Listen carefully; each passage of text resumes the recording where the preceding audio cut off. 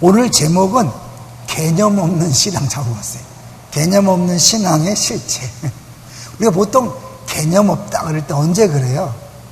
야, 전 정말 뭘 모른다. 그럴 때 참 개념이 없다라고 얘기하죠. 이스라엘 백성들의 오늘 본문의 모습을 보면 정말 개념이 없다는 걸 느껴요. 왜 개념이 없다고 느낍니까? 분명히 하나님 앞에 자기들이 회개하는 것처럼 보였지만 진정한 회개가 아닌 거죠. 자, 먼저 우리 36절부터 보시면요. 이제 하나님께서 다 죽여버리겠다.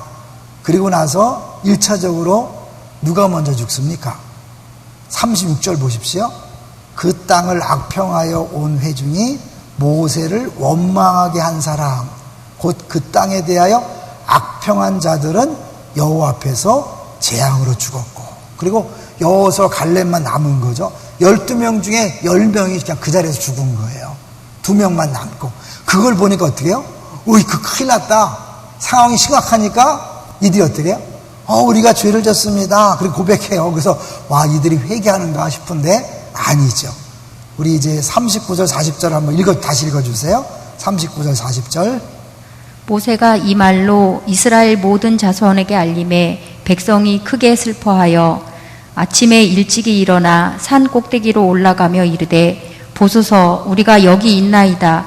우리가 여호와께서 허락하신 곳으로 올라가리니 우리가 범죄하였음이니이다. 네, 우리가 범죄했다고 고백하죠. 이놈들이 이 사람들이 자기 잘못을 깨달은 것처럼 보이지만 그 다음에 행동을 보면 잘못을 깨달은 게 아니에요.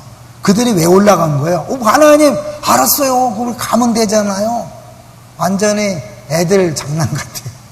지금 큰 문제가, 진짜 문제가 뭔지 모르고, 그래요? 그거 가면 되죠. 막 가겠습니다. 그런 거예요. 근데 41절 보십시오. 41절. 모세가 이르되 너희가 어찌하여 이제 여호와의 명령을 범하느냐? 이 일이 형통하지 못하리라. 네, 여호와의 명령을 범한다. 오늘 본문에는 하나님께서 말씀하신 내용이 없잖아요. 그래서 신명기를 가봐야 돼요. 우리 신명기 1장 43절. 민수기 다음에 신명기니까 신명기 1장 43절로 가보시면 하나님께서 분명히 이때 모세에게 말씀하셨어요. 1장 43절, 신명기 1장 43절이에요. 내가 너희에게 말하였으나 너희가 듣지 아니하고 여호와의 명령을 거역하고 거리낌 없이 산지로 올라가매. 네, 여호와의 명령을 거역했다 그랬죠. 그런데 42절을 보시면 그렇게 말한 이유가 있어요. 42절, 1장 42절 시작. 여호와께서 내게 이르시되 너는 그들에게 이르기를 너희는 올라가지 말라, 싸우지도 말라. 내가 너희 중에 있지 아니하니 너희가 대적에게 패할까 하노라 하시기로. 네, 하나님이 모세를 통해서 분명히 올라가면 안 된다, 너희들과 함께 있지 않겠다라고 그렇게 말씀했음에도 불구하고 이들이 어떻게 해요? 객기를 부리는 거죠. 우리가 올라가겠습니다. 올라가면 되잖아요. 하나님, 알았어요. 그런 거죠. 그런데 그렇게 했기 때문에 결과적으로 어떻게 했습니까? 보죠. 마지막에 보면 그들이 어떻게 됐는가 보세요. 자, 44절 보십시오. 다시 14장 44절로 오는 거예요. 민수기 14장 44절. 민수기 14장 44절 읽어주세요. 그들이 그래도 산꼭대기로 올라갔고 여호와의 언약궤와 모세는 진영을 떠나지 아니하였더라. 안 떠났어요. 하나님 함께하는 게 아니에요. 그리고 45절. 아말렉인과 산간지대에 거주하는 가나안인이 내려와 그들을 무찌르고 호르마까지 이르렀더라. 네, 호르마까지 이르렀다 그랬어요. 호르마가 어딘가 굉장히 멀어요. 한번 지도를 보여주세요. 호르마가 나온 지도. 자, 지도를 보면 너무 끔찍해요. 호르마가 저 위에 있어요. 가데스 바네아에서 일어난 일이잖아요. 그러니까 거의 가나안 땅에 들어가는 거거든요. 거기까지 쫓겨갔다고 볼 수 있는 거죠. 그냥 뭐 정신없이 쫓겨간 거죠. 그런데 재미난 것은요, 똑같은 싸움에서 하나님이 함께 하셨기 때문에 이긴 기록이 나와요. 우리 민수기 21장으로 가볼게요. 같은 민수기 21장 3절. 집에서 예배 드리시는 분들 쉽죠? 성경 찾기 쉽죠? 아니면 우리 화면에 나오니까요, 읽는 걸 들어주세요. 자, 읽어주세요. 3절. 여호와께서 이스라엘의 목소리를 들으시고 가나안 사람을 그들의 손에 넘기심에 그들과 그들의 성읍을 다 멸하니라. 그러므로 그곳 이름을 호르마라 하였더라. 호르마가 또 나오죠. 이제 사실은 한 번 더 이스라엘 사람들이 1절이면 당한 거예요. 그때 하나님 앞에 기도하죠. 서원하여 이르되 주님 만일 이 백성을 내 손에 넘기시면 내가 그들의 성읍을 다 멸하리다. 그때 3절에 하나님께서 목소리를 들으시고 함께 했기 때문에 그곳에서 완전히 멸했고 이름이 호르마로 변한 거죠. 그전에는 다른 이름이었다가 결국 하나님이 함께 하면은 승리지만 함께 하지 않으면 패배인 거예요. 이들이 하나님께서 함께 하지 않음에도 불구하고 괜히 객기를 부리고 올라갔다가 패배한 거죠. 자, 그런데요, 하나님께서 왜 이들과 함께 하지 않았을까요? 우린 계속해서 봤죠. 그들의 지은 죄가 보통 심각한 게 아니에요. 자, 그래서 한번 이 민수기 전체의 구조가 아니라 요 하나님이 14장 중심으로 전체를 어떻게 기록했는가를 한번 보여주세요. 구조를 한번 보여주세요. 잘 보세요. 늘 얘기하지만 제일 핵심은 뭐라 그랬어요? 가운데 있는 거죠. 가운데. 그러니까 악한 말로 불평하는 게 11장에 나오고 21장에 또 원망이 나와요. 원망과 원망. 그러니까 이거는 우리가 성경을 읽을 때 헷갈리지 말라고 하나님께서 정확하게 히브리 문학 구조로 해놓은 거예요. B는 뭐예요? 음식 문제로 불평하는 11장에 나오고 또다시 20장에 음식 문제로 불평하는 거예요. 그 다음에 12장에 리더십 문제로 불평하고 16장에 또 리더십 문제로 불평하죠. 제일 가운데가 뭐예요? 가나안 정탐과 반역이 가장 무서운 죄라는 것. 하나님이 민수기를 기록하게 하면서 핵심이 13장, 14장인 거죠. 저게 여러분 아시잖아요. 저거는 단순히 못 가겠다 하는 게 아니라 하나님의 모든 역사를 다 거부하는 거예요. 오늘 우리 찬양 중에 보니까 우리의 모든 삶이 주님의 역사가 된다 그랬잖아요. 우리의 개인의 삶도 주님의 역사가 되는 건데 이건 뭐예요? 이스라엘을 택한 아브라함을 택하고 그 아브라함을 통하여 하나님의 나라를 세우겠다. 그래서 430년 만에 이제 나올 것이다 얘기하고 그들을 200만 만들고 했잖아요. 결국 하나님이 성경 전체를 통해서 계획하고 진행해온 일들을 뭐예요? 못하겠다. 우리는 안 하겠다 이런 거니까 이게 말이 안 되는 거죠. 그죠? 하나님의 성경 전체를, 역사 전체를 거부한 거니까 이게 보통 죄가 아닌 거예요. 단순히 이게 두려워하고 불신 정도가 아니라 하나님의 모든 역사를 버리는 거죠. 포기하는 거죠. 그러니까 이것만큼 더 심각한 죄는 없는 거예요. 다른 걸 많이 얘기해봤자 저게 성경의 핵심이잖아요. 동의하시나요? 그렇기 때문에 하나님이 이 부분을 절대로 용납할 수 없는 거예요. 왜냐하면 성경 전체를 부인하는 것이고 하나님 나라 역사를 전체를 부인하는 거니까. 그러니까 하나님 오죽했으면 어떻게 싹 쓸어버리고 모세 너로부터 다시 시작하겠다 그런 거잖아요. 근데 하나님이 모세의 기도를 들으시고 전염병으로 죽이지 않고 자연사를 딱 시킨 거죠. 그런데 이제 그러면 이들이 만약 이것이 진짜 심각한 죄인지 않았다면 진짜 회개했다면 어떻게 됐을까요? 그럼 회개하는 자세가 어디 나오냐면 우리 사도행전 한번 가보실래요? 사도행전 2장. 제가 방송실에는 얘기 안 했는데 사도행전 2장 37절 38절 한번 보죠. 사도행전 2장. 이런 베드로의 설교를 듣고 저기 나오니까 저거 보세요. 베드로의 설교를 듣고 그 백성들이 반응한 내용이에요. 한번 읽어주세요. 그들이 이 말을 듣고 마음에 찔려 베드로와 다른 사도들에게 물어 이르되 형제들이 우리가 어찌할꼬 하거늘. 네, 형제들아, 다시 잠깐 한 실절. 우리가 어찌할꼬 하고 이거예요. 사실은 하나님 말씀을 듣고 찔리고 자기들이 잘못했다는 걸 인정하면 뭘 행동하는 게 아니라 일단은 뭐예요? 딱 멈춰서 하나님 그럼 우리가 어떻게 해야 됩니까? 라는 자세가 나오는 거죠. 그래서 38절 보세요. 베드로가 이르되 너희가 회개하여 각각 예수 그리스도의 이름으로 세례를 받고 죄 사함을 받으라. 그리하면 성령의 선물을 받으리니. 죄 사함을 받는, 진정으로 회개할 때 죄 사함을 받고 성령의 선물을 받는 거죠. 그러니까 결국 우리가 잘못했다고 인정하면 어떻게? 멈추는 거예요. 그 자리에 멈추는 거예요.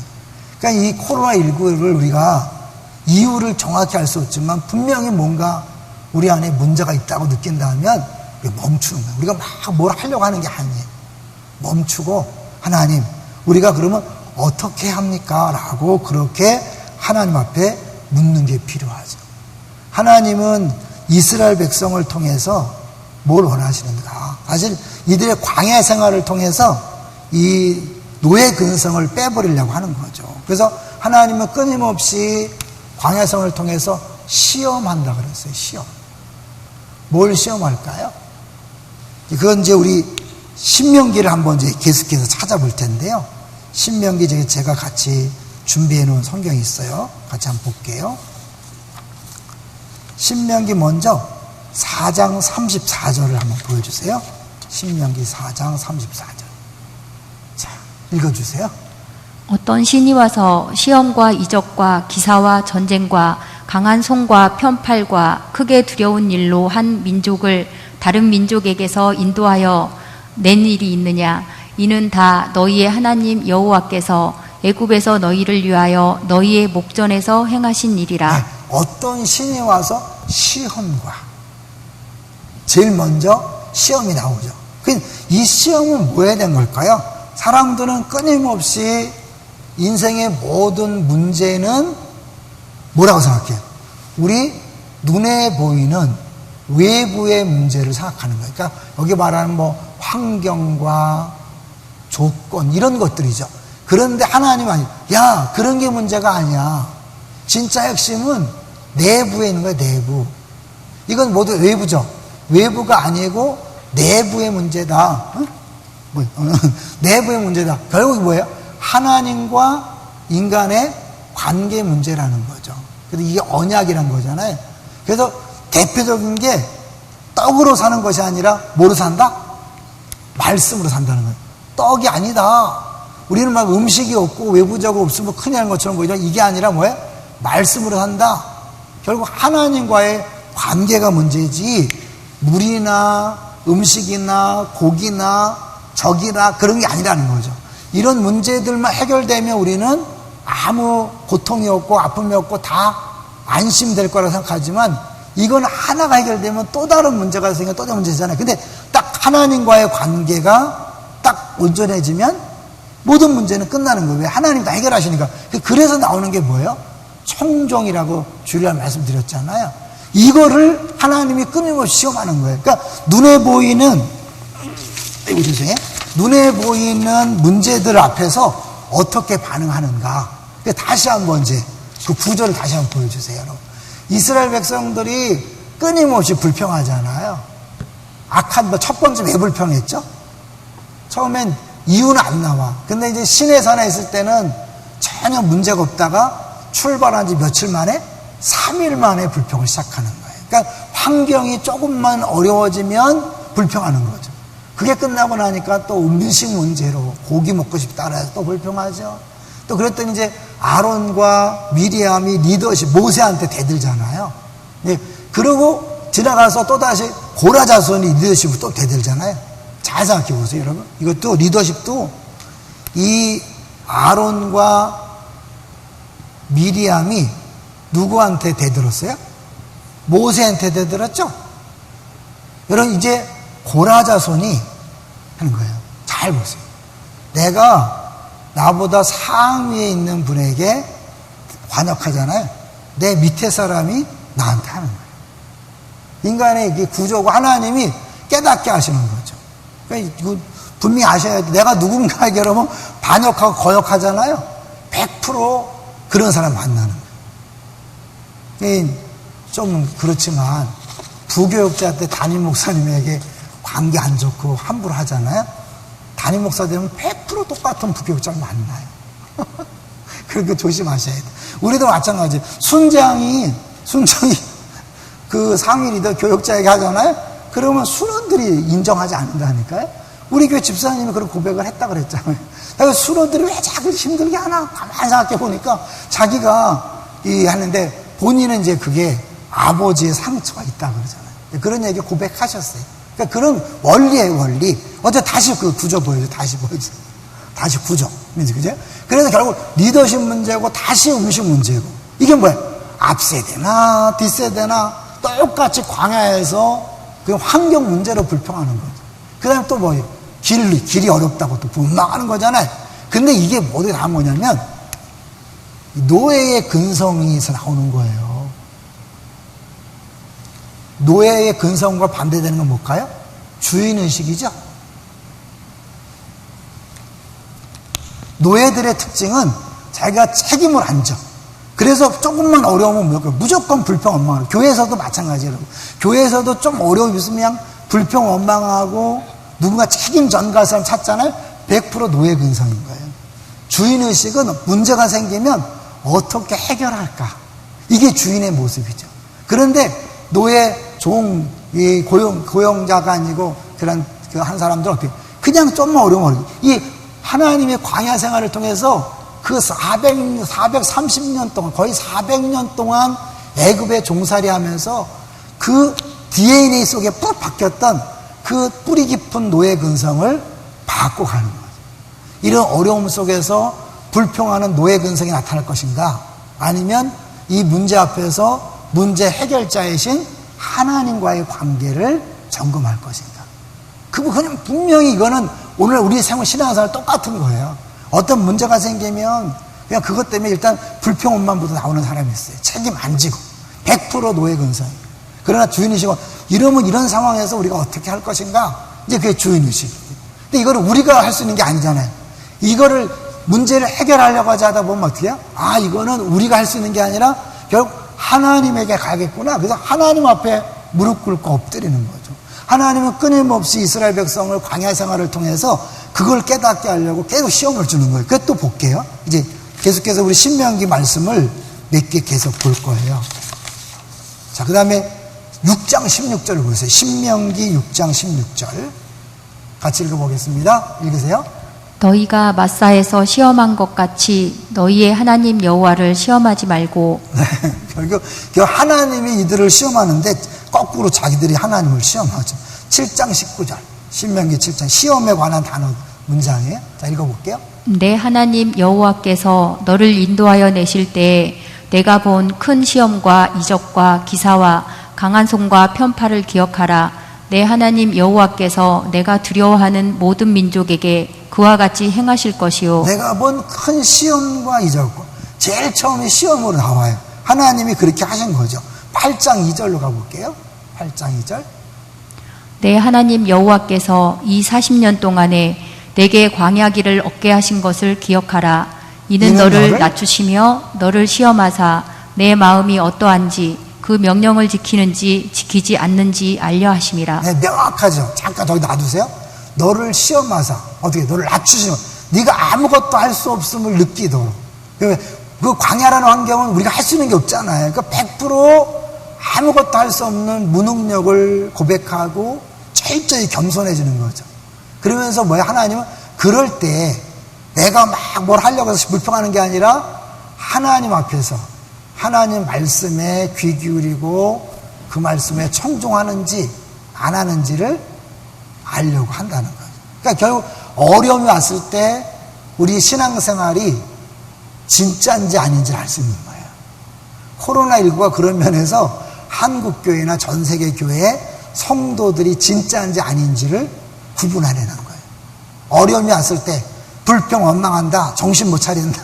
그 100% 온전한 신앙이 아니었던 거예요. 근데 이런 코로나19 앞에서 아, 그래, 하나님 앞에서 우리가 할 수 있는 게 아무것도 없구나. 의학이 아무리 발달한 거 아니야. 전 세계 그렇게 큰 소리 치던 나라도 꼼짝 못 하는구나. 그래, 인간은 아무것도 아니야. 겸손해지는 거예요. 그리고 이제 하나님만이 유일한 해결책입니다. 하나님 무릎 꿇는 거죠. 그러고 나오는 게 뭐예요? 아, 그러고 보니까 하나님이 다 주셨구나. 당연한 거 하나도 없구나. 은혜구나. 라고 생각하면서 감사하는 거죠. 그 감사의 눈으로 보면 어떻게? 이제 어떤 것도 불평 원망이 아니라 하나님 뜻이 있겠지. 이해가 안 되지만, 아까 그 가사가 좋은 것 같아요. 이해가 안 되지만 하나님 하신 거니까 믿음으로 받고 걸어가면 그게 다 하나님의 역사가 되는 거죠. 믿습니까? 자, 이제 8장 16절 하나 이제 했나요? 8장 16절까지 보겠습니다. 내 조상들도 알지 못하던 만나를 광야에서 내게 먹이셨나니 이는 다 너를 낮추시며 너를 시험하사 마침내 내게 복을 주려 하심이었느니라. 마침내 뭐라고요? 복을 주려고. 결국 우리를 시험해서 철저하게 우리가 살아가는 게 아니라 주님이 매일매일 만나를 주셔야만 살아갈 수 있다. 그러니까 결국 매일매일 주를 의지하는 믿음을 갖는 거죠. 그러니까 주기도만 해도 일용할 양식을 주옵시고, 여러분, 그게 뭐냐면 그런 자세가 됐을 때 하나님이 마침내 복을 부어주는 거예요. 그렇지 않은 상태에서 복을 부어줘봐야 그 복이 오히려 저주가 되니까 철저하게 낮아지고 정말 은혜 없이는 못 삽니다 라는 고백을 할 때 하나님 복이 임하는 거예요. 할렐루야. 근데 말로는 은혜 없이는 못 산다고 말하고 노래하면서 여전히 감사하지 않는다면 그건 헛된 고백이에요. 개념이 없는 거야. 은혜라는 개념이 없는 거예요. 여러분, 은혜라는 개념은 뭐예요? 다 100% 주님이 했으니까 100% 감사하는 거죠. 불평 원망하면 안 돼요. 그리고 비교해도 안 되고, 그리고 두려워해도 안 돼. 어차피 뭐 하나님이 다 하시는 건데 뭘 두려워해. 이런 재미난 말이 있어요. 어떤 시인이 이렇게 표현을 했더라고요. 너무 멋져요. 인간의, 사람의 눈에는 그 사람의 심장이 올라와 있다. 너무 멋지잖아요? 사람의 눈에는 그 사람의 심장이 올라와 있다. 박용화 시인이 심장이 올라와 있다라는 시에 쓴 거예요. 무슨 뜻일까요? 이 눈이 심장이 올라와 있다는 건 뭐냐면 눈을 보면 그 사람의 마음을 안다는 거죠. 다른 말로 하면 또 우리 눈을 통해서 우리 마음이 표현되는 거죠. 그러니까 이스라엘 백성들 12명 중 10명이 가나안 땅 들어가서 야, 우리는 메뚜기 같습니다. 이건 뭐야? 그 마음의 두려움이 눈으로 나타난 거죠. 여호수아 갈렙은 똑같이 봤지만 뭐야? 안에 믿음이 있으니까 밥입니다. 이런 거거든요. 그러니까 여러분이 똑같은 상황을 어떻게 보느냐는 그 마음의 문제라는 거예요. 여기 마음이 어떠한가 시험한다 그랬죠. 그러니까 결국 우리가 상황 속에서 두려워하고 불평하고 원망하는 건 100% 그 마음이 낮아지는 게 아니에요. 교만한 거죠. 하나님을 전적으로 신뢰하는 게 아니라 내 힘으로 살아가고 있다는 걸 얘기하는 거예요. 한마디로 내 힘 아니면 우상의 문제죠. 화요일 되겠지만 우리가 이 문제를 만날 때 두려운 건 뭐네요? 두렵다는 건 뭐냐면 이 외적인 문제를 내가 더 신뢰하고 있었다는 거예요. 어떻게? 이 문제가 없어야만 내가 평안하고 이 문제가 없어야만 행복하다고 믿는 거예요. 이게 우상숭배되는 거예요. 그러니까 나를 두렵게 하는 문제의 뿌리를 가보면 결국 내가 그걸 두려워한다는 건 뭐냐면 그것이 해결되어야만 내가 평안하고 안정되다고 믿는 거잖아요. 그러니까 하나님을 믿는다고 하면서 내 안에 뭐예요? 하나님보다는 다른 것이 내 중심에 딱 있는 거예요. 그래서 쉽게 돈의 문제, 돈이 해결되지 않으면 하나님 믿어도 소용없어. 오늘 설교에 그렇게 하더만 믿음으로만 사는 게 아니야. 그죠? 젊은이들이 그러잖아요. 믿음만을 못 살아. 이게 뭐예요? 믿음만을 못 살아. 하나님이 아무리 계셔도 안 된다는 거예요. 왜?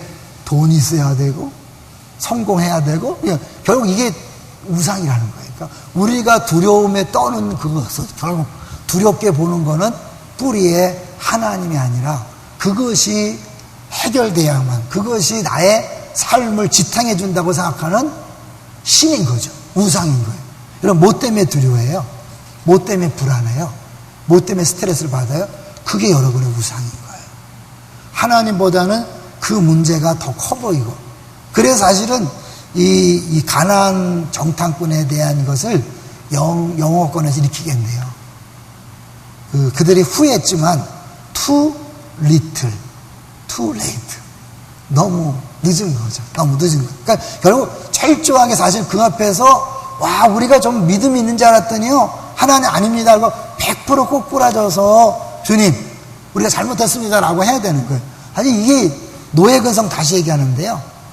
예굽은 철저하게 이 피라미드 구조잖아요. 맨 위에 누가 있어요? 파라오가 있죠. 최고죠. 맨 밑에 누구예요? 노예가 있죠. 이게 이렇게 층층이 있다는 건 뭐예요? 노예는 맨 밑층이니까 책임질 게 아니라 늘 불평, 원망하며 동시에 어떻게? 어떻게 하면 하나 더 올라갈까?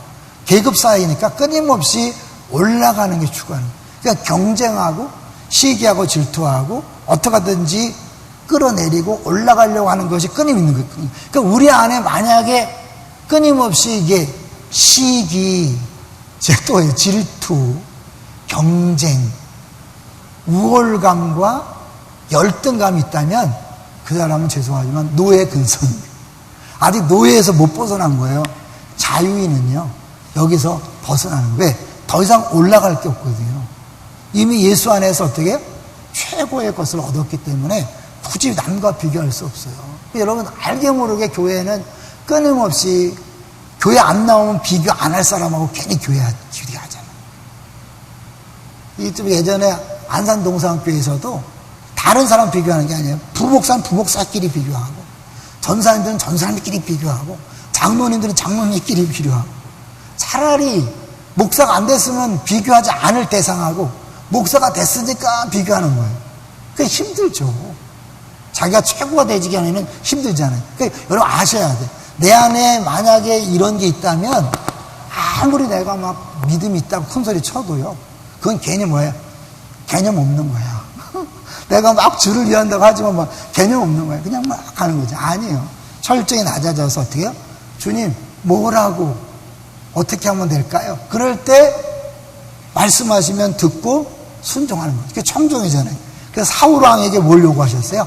사울왕에게 순종이 제사보다 낫다라고 하는 거죠. 진정한 회개는 그러니까 어떻게 철저하게 낮아져서 엎드려서 주님, 우리가 이제 어떻게 해야 될까요? 이렇게 묻는 거예요. 내 생각대로 하는 게 아니라. 왜냐하면 분명히 하나님이 가나안 땅에 들어가라 그랬지만 그들이 못 들어간다니까 니네 이제 끝이야. 그래 못 들어가 라고 했기 때문에 들어가면 안 되는 거예요. 그러면 이제 그건 또 반역인 거죠. 근데 어떻게? 들어가라서 할게요. 하면 되잖아요. 이런 거 아닌 거예요. 우리 그런 게 얼마나 많은지 몰라요. 낮아져갖고 엎드려서 주님 어떻게 할까요? 그리고 이제 그때 하나님께서 말씀하시는 거를 들을 수 있어야죠. 유튜브 방송에 제목이 있었어요. 만약에 그들이 회개했다면 그 38년은 어떻게 됐을까? 어떻게 됐을 것 같아요? 하나님이 모세의 기도를 들으시고 마음을 바꾸셨다면, 만약 그들이 진짜 회개했다면 하나님께서 그들의 문제를 어쩌면 해결해 줄 수 있었을 거예요. 자, 이제 결론이에요. 제가 이제 2주 동안은 아주 짧게 해보려고 했어요. 주일날도 짧게 할 거예요. 다른 순서도 다 짧게 하세요. 그러니까 결국 하나님께서 우리에게 원하시는 것, 그것은 진정하게 회개하는 건데, 회개하는 것은 내가 뭘 하는 게 아니라 겸손하게 엎드려서 듣는 거죠. 먼저 들어야 돼. 듣고 순종하는 것입니다. 순종할 때 이것이 뭐 내 생각에 옳으냐 그르냐 이해되냐 아니 떠나서 그냥 주님과 나와의 관계니까 하는 거죠. 이제 그러면 돼요. 결론이에요. 이랬을 때 어떤 일이 벌어지는가 잘 보세요. 이스라엘 백성이 하나님을 거역하니까 듣지 않은 거죠. 그러니까 하나님이 어떻게 해요? 나도 너희도 듣지 않겠다. 그들이 아무리 울부짖어도 안 듣는 거예요. 이스라엘 백성이 하나님 말씀을 안 들으니까 하나님도 안 듣겠다는 거죠. 황금률이 뭐예요? 마태복음 7장 12절 황금률이 뭐죠? 대접을 받고자 하는 대로 너희도 대접하라. 하나님과 이스라엘은 언약관계, 우리가 하나님과 관계이기 때문에 우리가 하나님을 하나님으로 인정하고 충성할 때 하나님이 우리의 기도를 들으시는 거예요. 근데 우리는 많은 경우에 하나님께 순종하지 않으면서 왜 기도 응답 안 하는 거야? 하나님 뭐 하는 거야? 내가 이렇게 부르짖는데 40일 동안 부르짖는데요. 내가 철회하는데요. 아니, 그게 아니에요. 아무리 40일 동안 기도하고 철회해도 하나님 말씀을 거역하면 그건 기도 응답이 없는 거예요. 왜? 네가 내 말을 안 듣는데 내가 네 말을 들을 이유가 있냐? 이거란 말이에요. 이해되시죠? 우리가 너무 개념 없이 기도할 때가 많아. 그냥 내가 열심히 기도하면 하나님이 그건 지성이 감춘 미신이죠. 철저하게 하나님 어떻게? 네가 재물을 드리다가 원망 들을 만한 일이 있으면 가서 화해하고 알아. 아무리 재물 드려도 소용없다. 또 하나 뭐예요? 네가 부부관계가 나쁘면 또 기도해도 막힌다. 기도 안 된다. 그러니까 우리가 집에 가서 막 부부싸움 와가서 막 사랑을 막 100일하고 200일 해봐요. 아닌 거예요, 여러분. 그거는 먼저 부부싸움의 문제를 해결하고 기도하셔야 돼요. 아, 그 다음에 우리 아내와 남편하고 이제 관계 회복 안 되니까 기도해도 소용없구나. 아니, 그럴 때 어떻게 해요? 주님, 내가 하나님 용서해야 되는데 용서가 안 돼요. 품어야 안 돼. 이렇게 먼저 고백을 해야 된다니까요. 낮아져서 주님 내가 안 돼요. 못해요. 철저히 낮아지고 나서 그러나 주님 내가 지금 얼마나 힘든지 아시죠? 이러는 건데 그런 건 해결 안 해놓고 그건 남의 문제고 막 그 문제부터 해결 안 하는데 내가 열심히 기도하면 막 그게 부르짖으면 되는 아니에요. 들으면 듣는 거예요. 여기 얘기하죠. 오늘 부분. 이 하고 마칠게 이제 보세요. 하나님께서 함께 하지 않는다는 거잖아요. 자, 볼게요. 43절. 본문 43절 볼게요. 43절. 시작. 아말렉인과 가나안인이 너희 앞에 있으니 너희가 그 칼에 망하리라. 너희가 여호와를 배반하였으니 여호와께서 너희와 함께하지 아니하시리라 하나. 네, 너희들이 하나님을 배반했기 때문에 하나님도 너희를 듣지 않는다라는 거죠. 하나님 앞에서 우리가 범죄했을 때 철저하게 낮아지고 사실 그 문제 앞에 쓰러지는 건 어쩌면 우리의 모습이에요. 하나님 그 다음을 원하세요. 그 다음에 철저하게 엎드려서 내가 죄인입니다. 내가 잘못했습니다. 어떻게 하면 좋습니까? 라고 할 때 하나님께서 말씀하시고 그리고 순종하면 그냥 어찌 보면 기도하지 않아도 여러분이 애쓰지 않아도 하나님께서 다 일하시는 거예요. 믿습니까? 그러니까 이 부분을 모르고 너무 막 우리 식대로 막 우리가 그냥 뭐 열심히 싸우고 막 열심히 기도하고 막 뜨겁게 예배하면 되는 그게 아니에요. 제일 중요한 건 하나님과 나와의 관계, 하나님과 우리의 관계. 믿습니까? 동의 되세요? 안 되면 할 수 없는데 이게 굉장히 중요해요. 같이 우리 기도하자.